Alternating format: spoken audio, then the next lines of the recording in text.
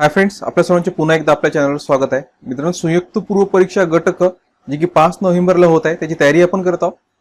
आपण या YouTube चॅनलवर आपल्या टेस्ट सिरीज मधलं प्रत्येक प्रश्न पेपर जो क्वेश्चन पेपर होता त्याच्यातलं प्रत्येक प्रश्न स्पष्टीकरणात या चॅनलवर पाहत असतो, जेणेकरून एक्झाम मध्ये तुम्हाला मदत झाली पाहिजे. आता इथून जवळपास मित्रांनो 15 दिवस तुमच्या हातात आहे. आपण या संयुक्त पूर्व परीक्षा गट क साठी एक विशेष गेस्ट पेपरची टेस्ट सिरीज लॉन्च केली आहे, ज्याच्यामध्ये एकूण 10 PDF पेपर तुम्हाला व्हॉट्सअपवर प्राप्त होतील. यांची विशेषता अशी आहे, याच्यातील जीएसचे प्रश्न आहे जो 85 प्रश्न प्रत्येक पेपर मधले सगळ्यांच्या स्पष्टीकरणाची PDF सुद्धा तुम्हाला प्राप्त होणार आहे, जी की एक्झामच्या दृष्टिकोनातून तुम्हाला फार महत्त्वाची ठरू शकते. म्हणजे जवळपास 1000 मोस्ट इम्पॉर्टंट प्रश्न तुमच्या डोळ्यात करून जातील. ज्याला कोणाला जॉईन करायचं असेल, हा मोबाईल नंबर दिसत आहे, याच्यावर हाय मेसेज करा. तुम्ही याच्यावर एन्क्वायरी करू शकता. सगळ्या डिटेल्स तुम्हाला याच्यावर प्राप्त होऊन जातील आणि याची फीस नाममात्र 300 रुपये ठेवण्यात आली आहे. ज्याला कोणाला याची इन्क्वायरी करायची असेल, हा मोबाईल नंबर याच्यावर हाय मेसेज करा व्हॉट्सअपवर, तुम्हाला डिटेल्स प्राप्त होतील. आणि तुम्ही प्रथमच आपल्या चॅनलवर आला असाल तर चॅनलला लगेच सबस्क्राईब करून घ्या. बेल आयकॉनला क्लिक करा, जेणेकरून येणाऱ्या व्हिडिओ नोटिफिकेशन तुम्हाला भेटत राहील. आणि मित्रांनो, व्हिडिओला लाईक आणि शेअर करणं विसरत जाऊ नका. प्रश्न क्रमांक 31. बहुचर्चित असणारा समृद्धी महामार्ग, ज्याचे नाव बदलून बाळासाहेब ठाकरे समृद्धी महामार्ग असे करण्यात आले आहे, तो महाराष्ट्रातील 10 जिल्ह्यांतून जातो. त्यापैकी योग्य जिल्ह्यांचा गट दर्शविणारा पर्याय ओळखा. तर बरंचसं महत्व आता या महामार्गाला प्राप्त झालंय, त्याच्यामुळे एक्झामच्या दृष्टिकोनातून हा फार महत्वाचा आपला टॉपिक ठरतो. तर मुंबई ते नागपूर पर्यंतचा 710 किलोमीटर लांबीचा हा 6 पदरी महामार्ग आहे. किती आहे? 710 किलोमीटरची लांबी आहे, 6 पदरी आहे आणि एकूण 10 जिल्हे 27 तालुके आणि 392 गावातून हा महामार्ग गेलाय. ओके, लक्षात असू द्या, 27 तालुके आणि 392 गावं सुद्धा त्याच्यामध्ये आहेत. सुरुवातीला असं मानण्यात आलं होतं की जवळपास 40,000 कोटी मध्ये हा प्रकल्प पूर्ण होईल, परंतु आता जवळजवळ 56,000 कोटी, 40,000च्या ऐवजी 56,000 कोटीच्या पुढे याचं बजेट गेलंय. नागपूर ते मुंबई पर्यंतचा हा समृद्धी महामार्ग भारतातील पहिला आणि जगातील 3रा सर्वात मोठा महामार्ग असणार आहे. आणि हा महामार्ग महाराष्ट्रातल्या नागपूर, वर्धा, अमरावती, वाशिम, बुलढाणा, जालना, औरंगाबाद, अहमदनगर, नाशिक, ठाणे अशा या 10 जिल्ह्यांमधून जाणार आहे. आणि आता या रस्त्यामुळे नागपूर ते मुंबई हे अंतर फक्त 6 तासात कापणं शक्य होणार आहे. तर खालील गटातून आपल्याला योग्य जिल्हे विचारले, त्याच्यातले कोणते इन्क्लूड आहे? नाशिक, अहमदनगर, औरंगाबाद. आणि याच्या व्यतिरिक्त अजून कोणते जिल्हे आहेत त्याच्यामध्ये आहेत? बघा, नागपूर आहे, वर्धा आहे, अमरावती आहे, वाशिम आहे, बुलढाणा आहे, जालना आहे आणि औरंगाबाद त्याच्यात दिलेला आहे, अहमदनगर पण दिलेला आहे, नाशिक पण दिलेला आहे आणि याच्याऐवजी 10 ठाणे अजून एक आहे. ओके, असा यांचा गट आहे. नेक्स्ट क्वेश्चन, प्रश्न क्रमांक 32. खालीलपैकी कोणते जिल्हे किंवा जिल्ह्यांचा गट लोकसंख्येच्या अतिघनतेचा विभाग या प्रकारात मोडतो? आता महाराष्ट्राचे जे एकूण क्षेत्रफळ आहे, आता घनता म्हणजे लोकसंख्या आणि क्षेत्रफळ दोघांचा विचार करावा लागेल आपल्याला. म्हणजे काय, किती आहे आपलं क्षेत्रफळ महाराष्ट्राचं? 3,713 म्हणजे 3,07,713 चौकिमी हा आपलं महाराष्ट्राचं क्षेत्रफळ आहे. आणि लोकसंख्या आहे जवळपास 11,23,72,972. ओके, 11,23,00,000 लक्षात असलं तरी बस झालंय, 2011च्या लोकसंख्येनुसार. ओके, त्यामुळे आपली जर याचा घनता काढली तर ती सरासरी घनता निघते 365. आणि जे अतिविरळ घनतेचा प्रदेश मानला जातो, म्हणजे 150 पेक्षा कमी लोकसंख्या असणारे, त्याच्यामध्ये येतो गडचिरोली जिल्हा. हा अत्यंत विरळ आहे आणि या जिल्ह्यात वनक्षेत्र जास्त असून आदिवासी लोकांचं अधिक प्रमाण आहे. शेती, वाहतूक, उद्योगांचा विकास न झाल्याने इथलची जी घनता आहे ती कमी आहे. त्याच्यानंतर दुसरा प्रकार येतो विरळ घनतेचं, त्याच्यामध्ये जिथलची घनता 151 ते 300च्या दरम्यान मानली जाते. 151 ते 300. त्याच्यामध्ये पश्चिम महाराष्ट्रातील सह्याद्री पूर्वच्या भागात दक्षिणोत्तर पर्जन्यछायेचा जो प्रदेश म्हणून ओळखला जातो, त्यामध्ये धुळे, अहमदनगर, बीड हा प्रदेश याच्यामध्ये येतो. याला विरळ लोकवस्ती तिथं आढळते. त्याच्यानंतर राज्याचा पूर्व भाग डोंगराळ भाग आणि वनांचा प्रदेश असल्याने भंडारा, गोंदिया, चंद्रपूर या जिल्ह्यात विरळ लोकसंख्या आढळते. तर अमरावती, अकोला, वाशिम, यवतमाळ, हिंगोली, परभणी जिल्ह्यामध्ये शेती उत्पादनातील अनिश्चितता व भटक्या जाती जमातीचं प्रमाण असल्याने इथं सुद्धा विरळ आढळते. आता राहिला मध्यम घनता. मध्यम घनता म्हणजे किती येते? मग ते येते 301 ते जवळपास 450ची घनता. ही असते मध्यम घनतेचं प्रदेश. त्याच्यामध्ये नाशिक, सातारा, जळगाव हे पश्चिम महाराष्ट्रात जे जिल्हे आहेत ना, नाशिक जिल्हा, नाशिक, सातारा, जळगाव पश्चिम महाराष्ट्र म्हटलं मी. त्याच्यानंतर अहमदनगर जिल्ह्याबरोबर मराठवाडा आणि विदर्भातील बहुतांश जिल्ह्यात लोकसंख्येची घनता मध्यम आढळते आणि या प्रदेशामध्ये शेती हा प्रमुख व्यवसाय असून औद्योगिकीकरण प्रगती होत आहे. आणि आता सगळ्यात जास्त घनता, मग जास्त घनता म्हणजे किती मानली जाते? तर 451 ते 600 याला जास्त घनतेचा प्रदेश म्हणून ओळखलं जाते. याच्यामध्ये कोण येणार? मग याच्यामध्ये मोठमोठे मेट्रो सिटीज आपल्या, त्याच्यामध्ये नागपूर आहे, याच्याशिवाय कोल्हापूर सुद्धा याच्यामध्ये येतो. आणि कोल्हापूरमध्ये जी शेती आहे, जिल्हा शेती व औद्योगिक उत्पादन विकसित असल्याने तिथे जी लोकसंख्या आहे ती जास्त वाढली आहे, म्हणजे घनता जास्त तिथे आढळून येते. आणि अति जास्त घनता आहे ती 601च्या पुढं, 601च्या जास्त जे असेल ते अति जास्त घनता. मग त्याच्यामध्ये मुंबई शहर, मुंबई उपनगर, ठाणे, पुणे या जिल्ह्यांची लोकसंख्या ही अति जास्त घनतेच्या प्रदेशामध्ये येते, ज्याच्यामध्ये 601 पेक्षा जास्त त्याची घनता आहे. तर आपला जो प्रश्न होता की खालील गट कोणता आहे, तर खालील गटमध्ये त्याच्यामध्ये त्याचं उत्तर येणार ऑप्शन, तर याचं उत्तर येणार ऑप्शन नंबर 3, मुंबई शहर, मुंबई उपनगर, पुणे, नाशिक या प्रकारचं याचं उत्तर येणार. आपण नेक्स्ट क्वेश्चनवर जाऊया. प्रश्न क्रमांक 33, खालीलपैकी कोणती स्थलांतरांची कारणे सांगता येतील? ओके, नैसर्गिक साधन संपत्तीचा राज, शहरी राहणीमानाचे आकर्षण, आधुनिक जीवन जगण्यासाठीचा सोयीसुविधा, पर्यावरण असंतुलन, शिक्षण, दारिद्र्य व उपासमारी. स्थलांतरांची कारणे काय आहे? तर स्थलांतरांची कारणे याच्यापैकी जे योग्य आहे ना, जे लोकसंख्या जेव्हा जनगणना केली जाते ना, तेव्हा या कारणाचा सुद्धा शोध घेतला जातो की मागच्या जनगणनेमध्ये किती लोकसंख्या होती आणि आता किती झाली, आणि वाढली असेल तर का वाढली, कमी झाली असेल तर का झाली असेल, आणि स्थलांतर करून ते कुठे गेले, तर हे सुद्धा त्या जनगणनेमध्ये पाहिलं जाते. आणि त्याच्यामध्ये जे कारणांचा अभ्यास केला जातो त्याच्यामध्ये या सगळ्याचे सर्व इन्क्लूड आहे.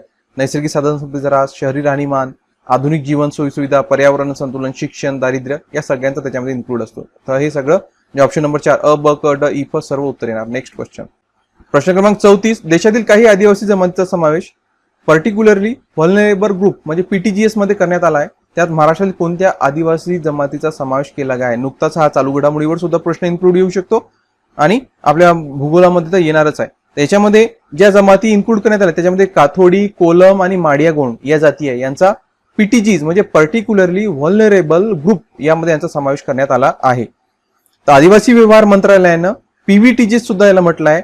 यांचा विकास करण्यासाठी योजना लागू केली आहे, ज्यामध्ये 75 विशेषतः असुरक्षित आदिवासी गटांना त्यांच्या सर्वसमावेशक सामाजिक आर्थिक विकासासाठी या ग्रुपमध्ये समाविष्ट केला आहे. आणि या योजनेअंतर्गत राज्य सरकारे त्यांच्या आवश्यकतेनुसार संवर्धन, सहविकास योजना सादर करतात आणि योजनेच्या तरतुदीनुसार राज्यांना 100% अनुदान उपलब्ध करून दिलं जाते. महाराष्ट्रामध्ये जाती कोणत्या? त्याच्यामध्ये कातकरी म्हणजे काठोडिया ज्याला म्हटलं जाते, त्याच्यानंतर आहे कोलाम आणि मारिया गोंड. कोथडिया, कोलम आणि मारिया गोंड या महाराष्ट्रातील जातीचं त्याच्यामध्ये इन्क्लूड आहे.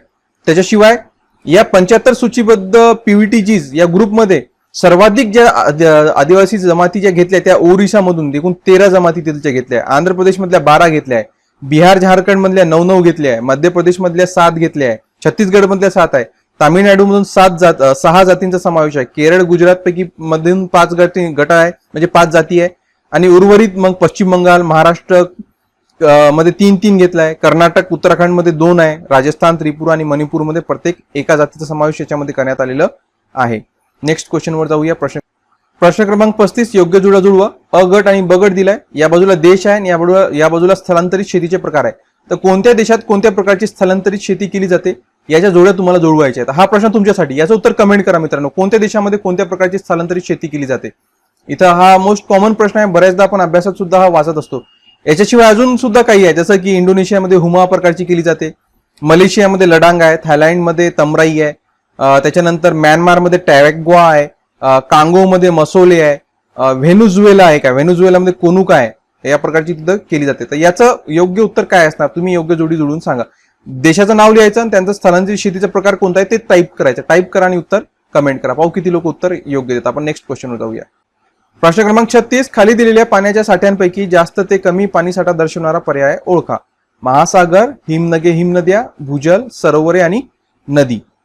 तर काय सांगितले? खाली दिलेल्या पाण्यासाठी जास्त ते कमी पाणी साठा दर्शवणारा पर्याय. मग जास्त ते कमी म्हटलं सगळ्यात जास्त पहिले येणार आणि सगळ्यात कमी शेवटी येणार. तर सगळ्यात जास्त महासागरामध्ये असणार. ओके, नंतर हिमनद्या, नंतर भूजल, सरोवर आणि नदी. करेक्ट ॲज इट इज येणार अ, ब, क, ड, इ. ओके, साठा म्हटलं बरं का, साठा फ्लो नाही, साठा म्हटलंय म्हणजे ऑप्शन नंबर 2 याचं उत्तर असणार. नेक्स्ट क्वेश्चन पाहूया. प्रश्न क्रमांक 37, अयोग्य विधाने ओळखा. मध्य प्रदेश या राज्यास महाराष्ट्रातील 8 जिल्ह्यांची सीमा लागते. नांदेड जिल्ह्याची सीमा तेलंगणा व कर्नाटक या दोन्ही राज्यांना लागते. सिंधुदुर्ग जिल्ह्याची सीमा फक्त गोवाला आहे आणि महाराष्ट्रात एकूण 16 जिल्हे भूवेष्टित आहेत. अयोग्य विधान ओळखायचं आहे. अयोग्य, याच्यावर थोडं लक्ष देत जा. अयोग्य विचारलं तर याचं योग्य उत्तर, अयोग्य जे विधान आहे ना की याच्यातलं सिंधुदुर्ग जिल्ह्याची सीमा फक्त गोवा राज्यास लागते, हे जे विधान आहे ना हा अयोग्य आहे. का बरं अयोग्य आहे? कारण की जो सिंधुदुर्ग आहे हा गोव्यासोबत सोबत कर्नाटकला सुद्धा लागतो, गोव्यासोबतच तो कर्नाटकला सुद्धा लागतो. आणि इथं काय म्हटलं फक्त गोवा, तर हे चुकलं. हा गोव्यासोबत कर्नाटकला सुद्धा याची सीमा लागून आहे, म्हणजे हा सेंटेन्स चुकला. त्याच्यानंतर मध्य राज्याला 8 जिल्हे करेक्ट आहे. मध्य प्रदेशला कोणकोणते जिल्हे लागतात? मध्य प्रदेशला बघा आपला लागतो नंदुरबार, धुळे, जळगाव, बुलढाणा, अमरावती, नागपूर, भंडारा आणि गोंदिया हे जिल्हे लागतात. तेलंगणा, कर्नाटक या दोन्ही राज्यांना नांदेड जिल्ह्याची सीमा लागते. हो करेक्ट आहे. तेलंगणाला नांदेडची लागते आणि कर्नाटकला सुद्धा नांदेडची लागते. आणि सिंधुदुर्गला तर 2 आहे, सिंधुदुर्ग कर्नाटकला लागतो आणि गोव्याला लागतो. आणि महाराष्ट्रातील एकूण 16 जिल्हे भूविष्ठित आहे. हा सुद्धा सेंटेन्स करेक्ट आहे. आपण नेक्स्ट क्वेश्चन वर जाऊया, म्हणजे ऑप्शन नंबर 3 याचं उत्तर असणार, फक्त क हा चुकीचा आहे. प्रश्न क्रमांक 38, महाराष्ट्रातील सर्वात पूर्वेकडील तालुका कोणता? ओके, जिल्हा माहित असते, तालुका कोणता आहे?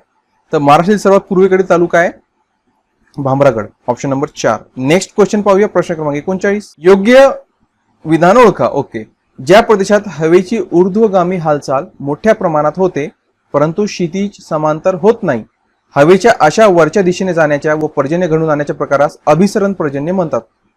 हवा वर जाताना तिचे तापमान कमी होऊन हवेतील बाष्पाचे सांद्रीभवन होते व पाऊस पडतो, अशा वादळी स्वरूपाच्या प्रकारास आवर्त पर्जन्य म्हणतात. पर्यायी उत्तर. आता योग्य विधान ओळखायचं आहे. ओके, आता बघा इथं आपल्याला हे पहिले माहित असलं पाहिजे की बुवा आरोह किंवा अभिसरण पर्जन्य म्हणजे काय, त्याच्याशिवाय प्रतिरोध पर्जन्य म्हणजे काय, ह्या गोष्टी आपल्याला माहित असल्या पाहिजे. थोडक्यात तुम्हाला सांगायचा प्रयत्न करतो की जेव्हा सूर्याच्या उष्णतेमुळे हवा तापते व वर जाऊ लागते आणि उंच गेल्यावर ही हवा थंड होऊ लागते आणि थंड हवेचे बाष्प धारण क्षमता हे कमी होऊन जाते. त्यामुळे काय होते की वर जाणाऱ्या हवेतील बाष्पाचे सांद्रीभवन होऊन जलकणात रूपांतर होते व पाऊस पडतो. आणि ज्या प्रदेशात ऊर्ध्वगामी हालचाल मोठ्या प्रमाणात होते व क्षितिज समांतर दिशेत फारशी होत नाही, अशा प्रदेशात या प्रकारचा जो पाऊस आहे ना पडतो. कोणत्या प्रकारचा पाऊस? आरोह किंवा अभिसरण प्रकारचा पाऊस.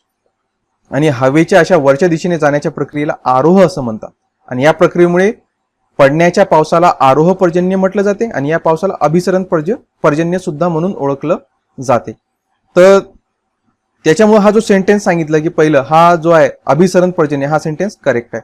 त्याच्यानंतर प्रतिरोध पर्जन्य जो येतो तो त्याच्यामध्ये आता प्रतिरोध पर्जन्य आहे, त्याच्यात आवर्त पर्जन्य सुद्धा आहे बरं. हा दुसरा सेंटेन्स आवर्त पर्जन्यशी आहे. पण प्रतिरोध पर्जन्य काय असतो की समुद्र किंवा मोठ्या जलाशयावरून येणारे वारे बाष्पयुक्त असतात आणि मार्गात येणाऱ्या उंच पर्वत रांगामुळे ते अडवले जातात आणि पर्वताला अनुसरून ते वरवर जाऊ लागतात आणि उंचीवरील तापमानामुळे या हवेतील बाष्पाचे सांद्रीभवन होऊन पाऊस पडू लागतो आणि डोंगर किंवा उंचवट्याच्या अडथळ्यामुळे हा पाऊस पडतो. म्हणून या प्रकारे पडणाऱ्याला प्रतिरोध म्हणजे रोध होतो डोंगरांचा, म्हणून त्याला प्रतिरोध म्हणतात. आणि हा जो दुसरा सेंटेन्स आहे आवर्त पर्जन्याचा आहे ना. आवर्त पर्जन्य म्हणजे काय की एखाद्या प्रदेशात आवर्ताची निर्मिती होत असताना आवर्तातील हवा फार वर जाऊ लागते, हवा वर जात असताना तिचं तापमान कमी होऊन हवेतील बाष्पाचं सांद्रीभवन होते आणि पाऊस पडतो, अशा पर्जन्याला आवर्त पर्जन्य म्हटलं जाते. म्हणजे हा दुसरा सेंटेन्स सुद्धा करेक्ट आहे.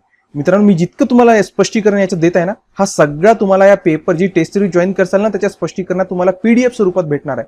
ज्याला कोणाला जॉईन करायचं असेल तर लवकरात लवकर खाली मोबाईल नंबर स्क्रोल होता त्याच्यावर व्हॉट्सअपवर मेसेज करा, तुम्ही जॉईन होऊ शकता. त्याच्यातलं दोन्ही योग्य आहेत, ऑप्शन नंबर 4. नेक्स्ट क्वेश्चन पाहूया. प्रश्न क्रमांक 40, योग्य विधान ओळखा. प्राथमिक लहरींना अनुतरंग असे म्हणतात, त्या ध्वनी लहरींप्रमाणे असतात.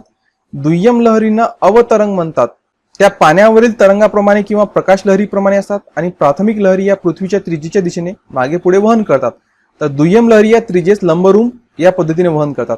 आणि प्राथमिक लहरींचा वेग द्रव पदार्थातून जाताना कमी होतो, तर दुय्यम लहरी द्रव पदार्थातून प्रवास करू शकत नाही. याच्यातलं योग्य विधान कोणतं आहे ते ओळखा.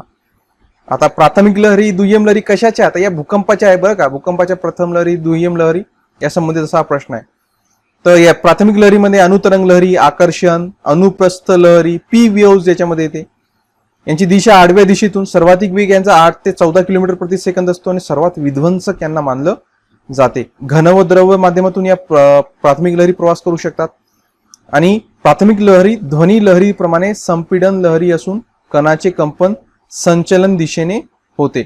म्हणजे हा प्राथमिक लहरी या ध्वनी लहरीप्रमाणे असतात. हा सेंटेन्स काय झाला मग? करेक्ट झालं. दुय्यम लहरी या अवतरंग किंवा अनुलंब किंवा त्यांना एस वेव्हज असं म्हटलं जाते, उभ्या दिशेने. आणि त्या प्रकाश लहरीप्रमाणे, कशाप्रमाणे? प्रकाश लहरीप्रमाणे, म्हणजे हा सुद्धा सेंटेन्स करेक्ट आहे. आणि या प्राथमिक लहरी या पृथ्वीच्या दिशेने मागे पुढे वहन करतात. दुय्यम लहरी या त्रिज्येस लंबरूप असतात, करेक्ट आहे.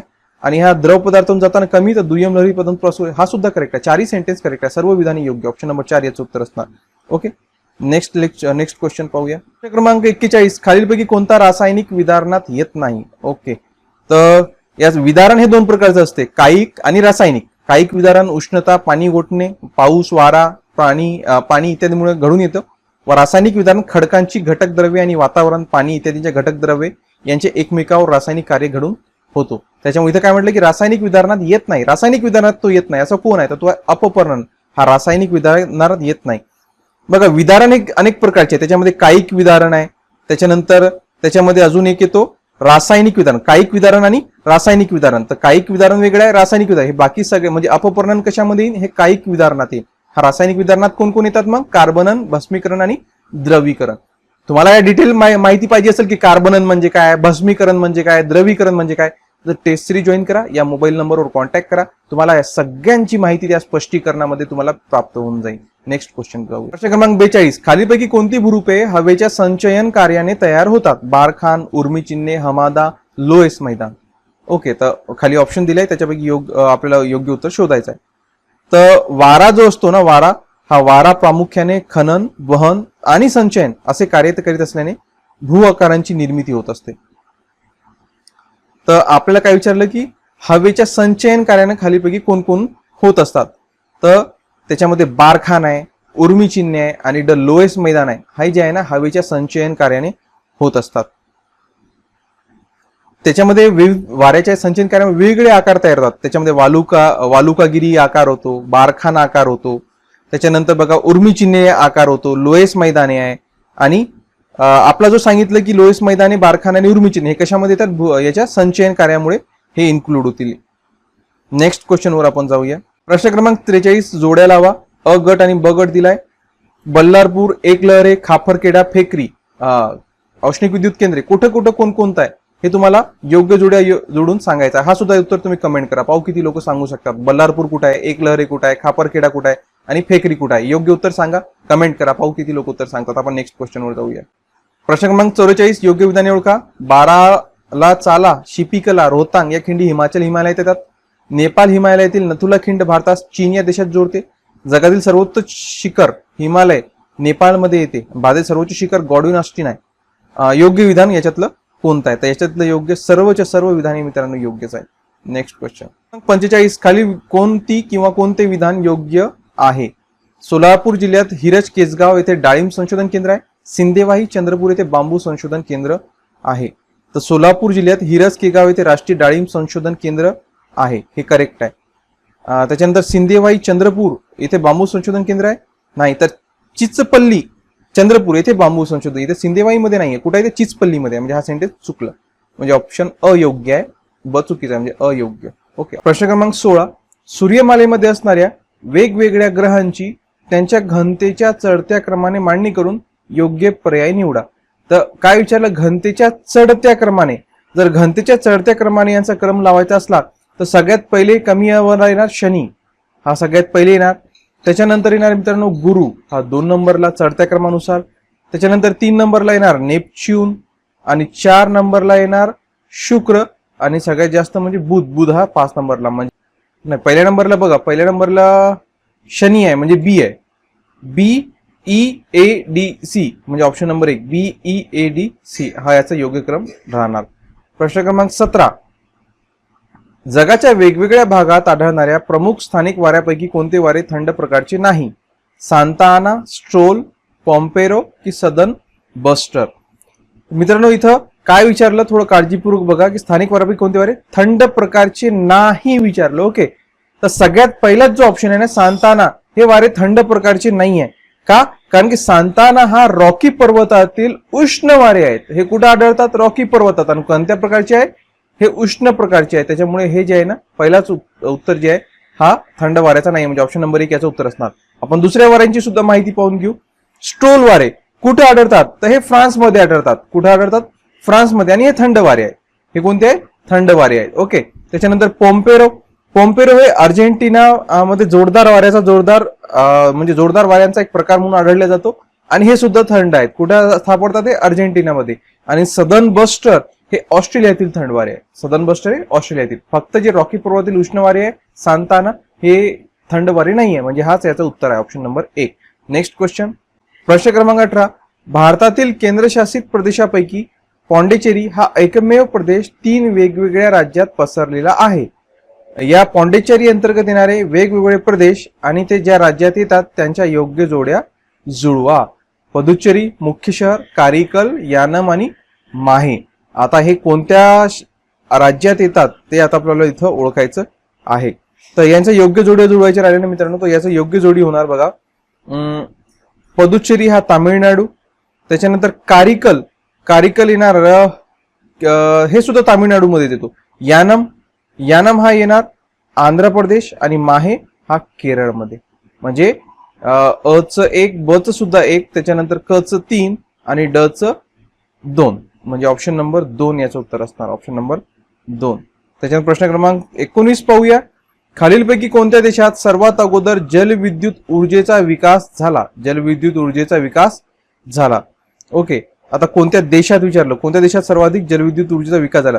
तर याचं योग्य उत्तर आहे मित्रांनो नॉर्वे. जगात जलशक्तीचा नोंदलेला पहिला वापर जो आहे ना तो इसवी सन 250 मध्ये या ठिकाणी नाही का घड्याळ चालून म्हणजे घड्याळ या जलविद्युत ऊर्जेचा वापर करून त्यांनी घड्याळ चालून दाखवलं होतं. म्हणजे हा प्रयोग करून दाखवला होता सगळ्यात पहिले घड्याळ चालून. आणि यानंतर मात्र उंचावरून पडणाऱ्या पाण्याचा वापर जे आहे वेगवेगळ्या कारणासाठी करण्यात आला. जसं पिठाची गिरणी चालवली गेली, लाकूड मिल किंवा त्या प्रकारची विविध यंत्रे उंचावरून पडणाऱ्या पाण्याचा वापर करून चालवली गेली. पण सगळ्यात पहिले जलविद्युतचा वापर घड्याळ चालून म्हणजे सगळ्यात फर्स्ट जे आहे इसवी सन 250 मध्ये हा प्रयोग यशस्वी झाला होता. वॉल्वेरिन खुर्चीच्या कारखान्यात 22 मार्च 1880 साली 16 ब्रश ऑंकरचे दिवे चालवण्यासाठी जलशक्तीचा वापर केला गेला होता. म्हणजे लाईट इलेक्ट्रिसिटीसाठी. आणि खऱ्या अर्थाने विद्युतीय वापरास सुरुवात याच ठिकाणी झाली होती. म्हणजे कधी 1880 साली. आणि 30 सप्टेंबर 1882 रोजी जगातील पहिला जलविद्युत प्रकल्प हा फॉक्स नदीवरील विस्कॉन्सिन प्रांतातील ॲपल्टन ठिकाणी कार्यान्वित करण्यात आला. आणि या ठिकाणी 250 बल्ब चालू शकतील इतकी शक्ती निर्माण केली गेली होती. आणि हा प्रकल्प ॲपल्टन कागद कारखान्याचा HF रॉजर यांनी उभारला होता. आणि यांच्या पाठीमागे थॉमस एडिसन यांच्या न्यूयॉर्क येथील जलविद्युत निर्मिती प्रकल्पापासून त्यांनी स्फूर्ती घेतली होती. नंतर दी ॲपल्टन एडिसन लाईट कंपनी म्हणून ही कंपनी प्रसिद्ध सुद्धा झाली होती. त्याच्यानंतर अमेरिकेतील जे नायगरा धबधबा आहे तेथील जलविद्युत प्रकल्प हा जगातील पहिला मोठा जलविद्युत प्रकल्प समजण्यात येतो व त्याची अजूनही त्या ठिकाणी विद्युत निर्मिती त्या ठिकाणी केली जाते. पण सर्वात अगोदर जलविद्युत ऊर्जेचा विकास हा नॉर्वे या ठिकाणी झाला. नेक्स्ट क्वेश्चन, प्रश्न क्रमांक 20, हुमा या प्रकारची स्थलांतरित प्रकारची शेती खालीलपैकी कोणत्या देशात केली जाते? तर हुमा ही शेती केली जाते जावा या ठिकाणी. आता बऱ्याच विद्यार्थ्यांना इथं कन्फ्युजन होत असेल की जावा, आम्ही तर हुमा वाचला इंडोनेशिया. पण मित्रांनो जावा हा जो शहर आहे ना हा इंडोनेशियाचाच शहर आहे. आणि त्या इंडोनेशियामध्ये मुख्यत्वे हा जो हुमा प्रकारचा शेतीचा प्रकार आहे हा जावा या ठिकाणी केला जातो. त्याच्यामुळे इथं काय केलं त्यांनी कन्फ्युज करण्यासाठी देशाचं नाव काढून टाकलं आणि तिथं सिटीचं नाव देऊन टाकलं. तर हा जावा याचं योग्य उत्तर आहे. ओके, मलेशियामध्ये कोणत्या प्रकारची केली जाते? तर मलेशियामध्ये जी स्थलांतरित शेती आहे त्याचं नाव आहे लडांग. मलेशियामध्ये कोणतं आहे? लडांग. त्याच्यानंतर इथं अजून आलाय श्रीलंकामध्ये चेना. कोणत्या प्रकारची शेती आहे? चेना. आणि त्याच्यानंतर याच्याशिवाय बघा थायलंडमध्ये तमराई आहे, व्हिएतनाममध्ये रे आहे, म्यानमारमध्ये टॅवॅग्वा आहे, कांगोमध्ये मसोल आहे, व्हेनेझुएलामध्ये कोनुका आहे आणि मध्य अमेरिकामध्ये मिल्पा आहे. अशा वेगवेगळ्या प्रकारच्या स्थलांतरित शेती पाहायला भेटतात. मिनिकॉय आणि मालदीव यांना कोणत्या चॅनल म्हणजे अक्षांश खाडीनं वेगळं केलं आहे? तर याला 8 अंशवाहिनी 8 डिग्री चॅनल म्हणून ओळखलं जाते. मालदीव आणि भारत यांच्यातील नागरी सीमा 8 अंशवाहिनीतून जाते. हे मिनिकॉय आणि मालदीव बेटांना वेगळं करते. विषुववृत्ताच्या उत्तरेस अक्षांशाच्या 8 अंश रेषेवर वसलेलं असल्यामुळं त्यांना हे नाव देण्यात आलेलं आहे. आणि ते 200 किमी रुंद असून त्याची खोली जवळपास 2597 किलोमीटर आहे. आणि 9 अंशवाहिनी हे मिनिकॉय बेटाला मुख्य लक्षद्वीप द्वीपसमूहापासून वेगळं करते. हे धोरणात्मक दृष्ट्या अतिशय महत्वाचं आहे कारण युरोप, मध्य पूर्व आणि पश्चिम आशियासह दक्षिण पूर्व आशिया आणि सुदूर पूर्व दरम्यान सर्व व्यापारी शिपिंगचा मार्ग या ठिकाणाहूनच जात असते.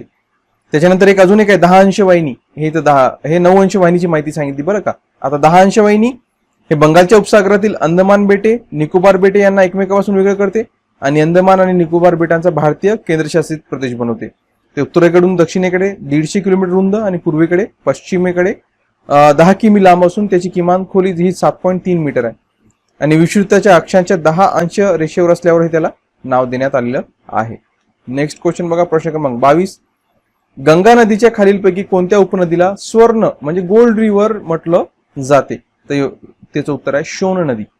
गंगा नदीला दक्षिणेकडून मिळणारी एक प्रमुख उपनदी आहे आणि पुराण ग्रंथामध्ये तिला सुवर्ण नदी म्हटलं गेलंय.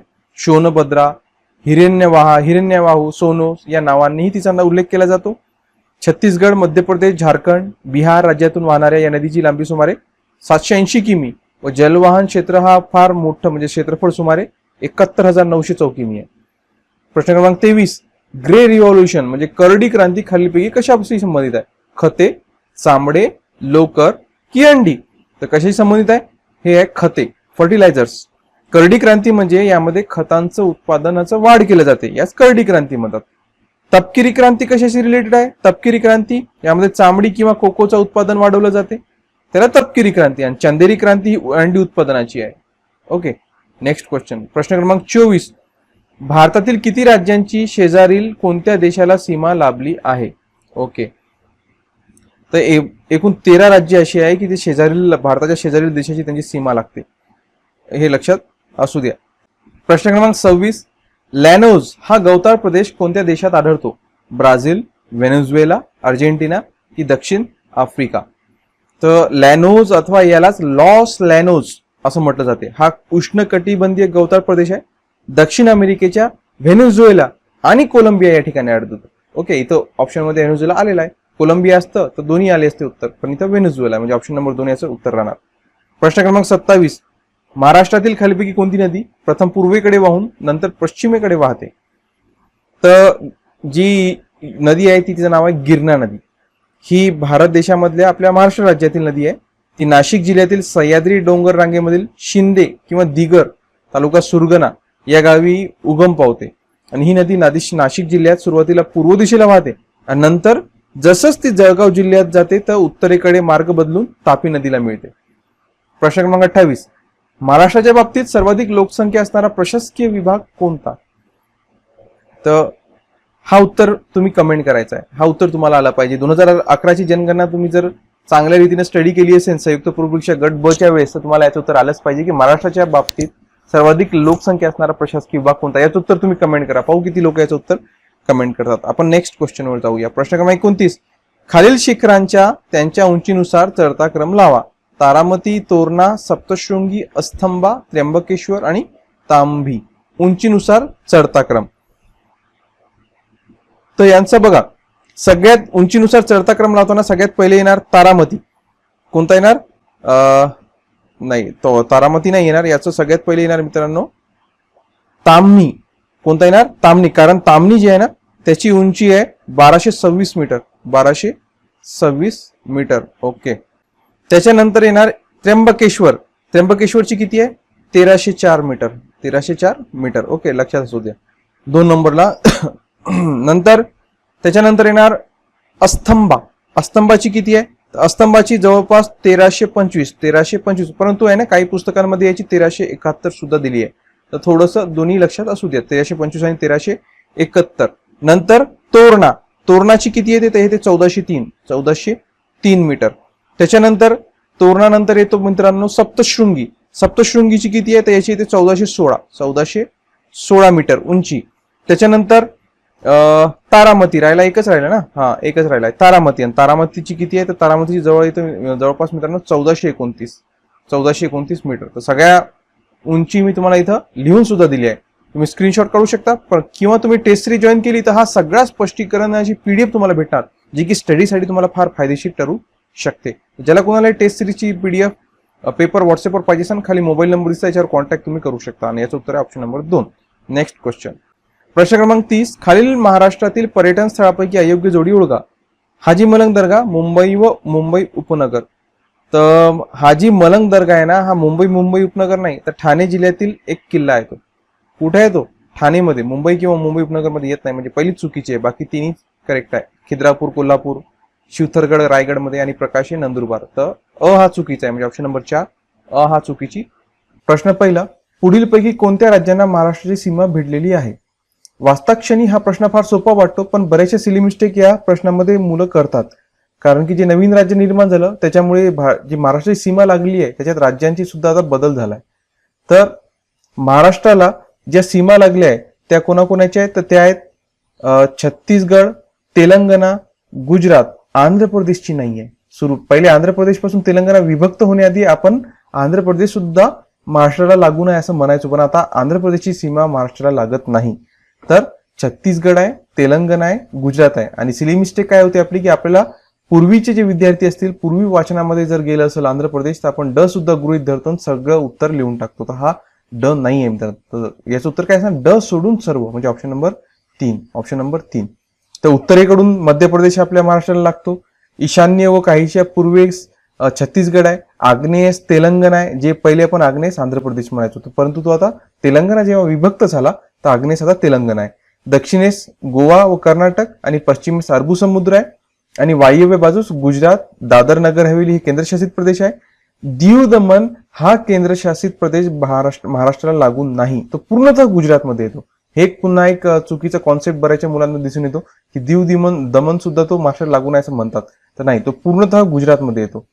महाराष्ट्रात सर्वाधिक सीमा कोणाची आहे? तर महाराष्ट्राला सर्वाधिक सीमा आहे मध्य प्रदेशची. मध्य प्रदेशची लक्षात असू द्या. आणि सर्वात कमी कोणाची आहे विचारलं तर सर्वात कमी आहे गोव्याची. सर्वात कमी सीमा आहे गोवा राज्याची. हा झाला राजकीय सीमा. आता जर नैसर्गिक सीमा विचारल्या तर वायव्येस सातमाळा डोंगर आहे, उत्तरेस सातपूड आहे, ईशान्येस दरेकसा टेकड्या, पूर्वेस चिरोली टेकड्या, भामरागड डोंगर आणि दक्षिणेस हिरण्यकेशी नदी आणि व कोकणात तेरेखोल नदी व पश्चिमेस अरबी समुद्र या प्रकारच्या या नैसर्गिक सीमा येतात. आपण नेक्स्ट क्वेश्चनवर जाऊया. प्रश्न क्रमांक 2. भारतात मान्सूनच्या अगोदर मे जून महिन्यात वायव्य भागातून कोणते वारे वाहते? तर भारतामध्ये मान्सूनच्या अगोदर जो मे जून महिना असतो तेव्हा वायव्य भागाकडून हे लू वारे वाहतात. हे वारे आहे, लू वारे वाहतात. जे आपण उन्हाळ्यात म्हणतो सुद्धा की लू लागली किंवा ऊन लागलं म्हणतो ना, तर त्याला लू वारे म्हटलं जाते. तर हे कोरडे आणि धुळीचे वारे भारताच्या वायव्य भागातून वाहणारे आहे आणि हे मे जून या महिन्यात जातात लू वारे. तर बरेचसे असे स्थानिक वारे आहेत जे की फार प्रसिद्ध एक्झाम मध्ये विचारले सुद्धा जातात, जसं की फॉन वारे. याच्यामध्ये सांगितलंय बघा, हा 2 नंबरचा फॉन वारे. तर हा कुठे आहे? हा आल्प्स पर्वतामध्ये वाहतो आणि हा उष्ण प्रकारचा वारा आहे.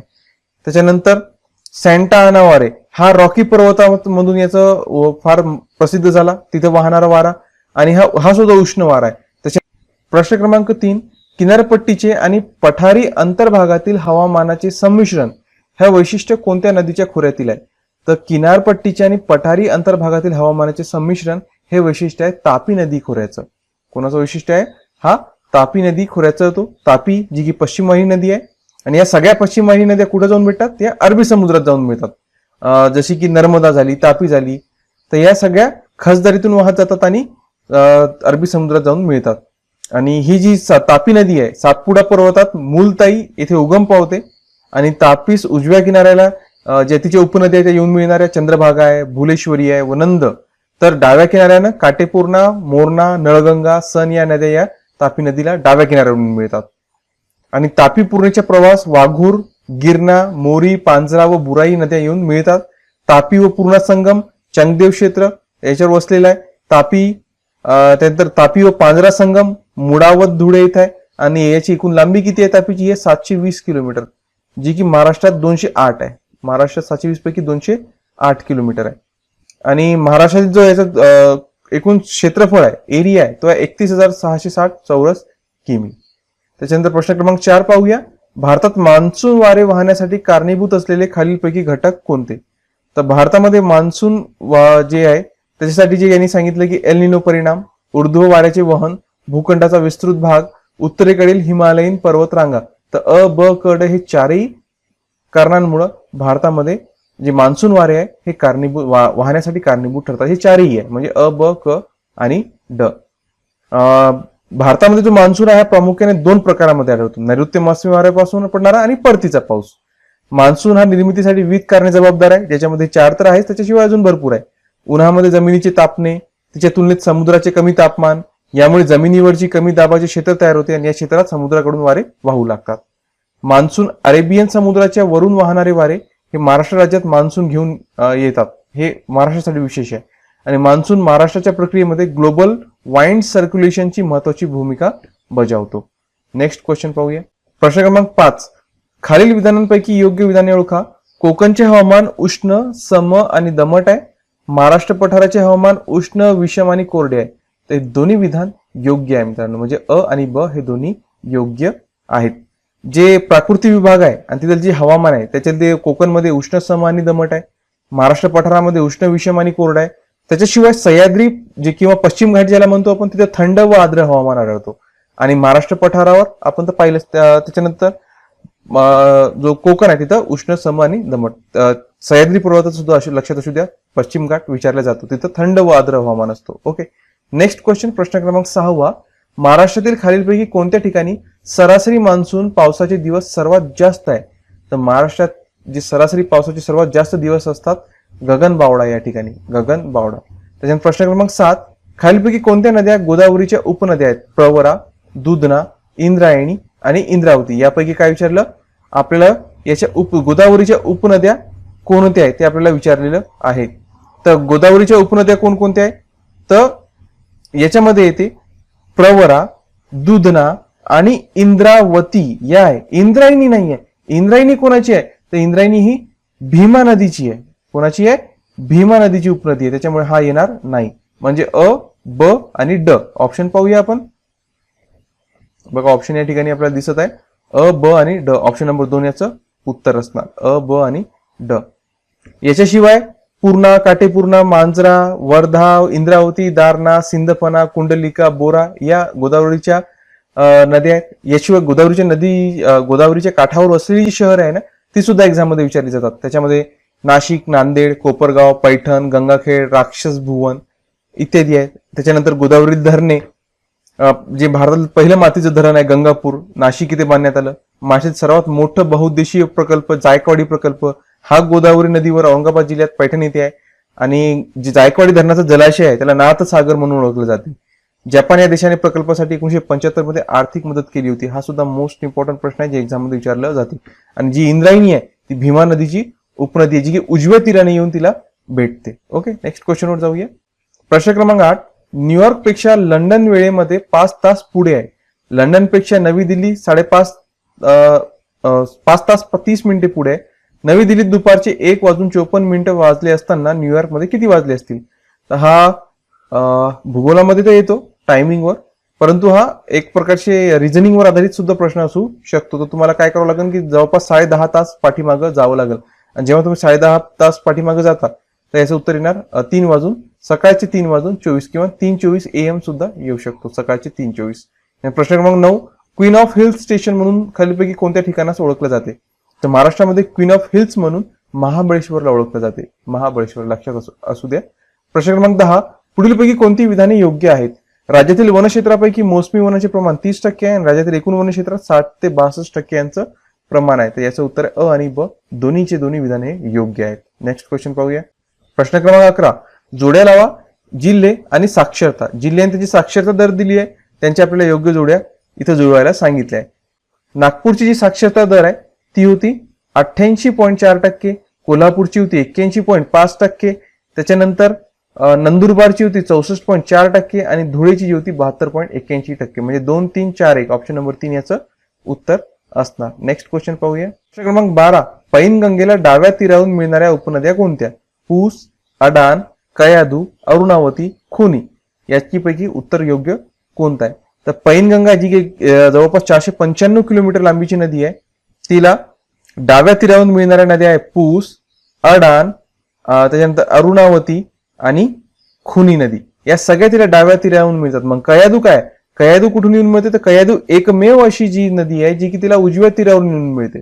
बघा हा प्रश्न कठीण वाटतो, पण जर तुम्ही अभ्यास नीटपणे केला असेल तर लक्षात ठेवणं बिलकुलही कठीण नाहीये. कारण एकटी अशी नदी आहे जी पैनगंगेला उजव्या तीरावरून येऊन भेटते, म्हणजे दक्षिण भागाकडून, म्हणजे उजव्या तीरावरून येऊन भेटते. ती कोणती आहे? कयाधू नदी. ओके. बाकी सगळ्या ज्या नद्या आहेत तिच्या उपनद्या आहेत त्या सगळ्या तिला डाव्या तीरावरून येऊन भेटतात, कयाधू सोडून.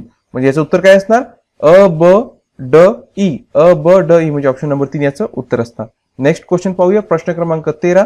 जोड्या लावा, नदी दिली आहे आणि काठावर शहरी वसलेले शहर. कन्हा नदी, धाम नदी, पांझरा आणि वाशिष्ठी.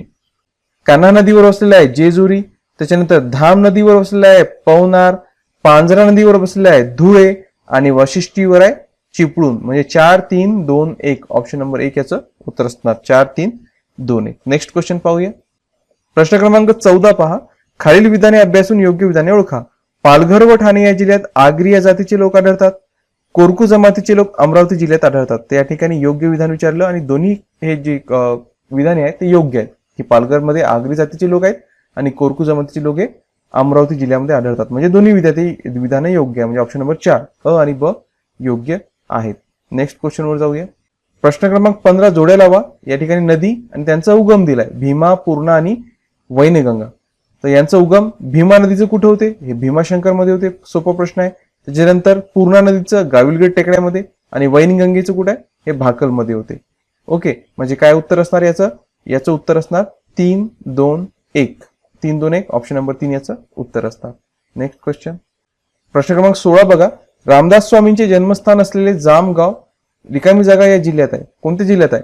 तर समर्थ रामदास स्वामी यांचं जे जन्मगाव जे तीर्थक्षेत्र म्हणून ओळखलं जाते जामगाव किंवा त्याला जाम समर्थ सुद्धा म्हटलं जाते, जालना जिल्ह्यामध्ये येतो. कोणत्या जिल्हा आहे तो? जालना जिल्हा.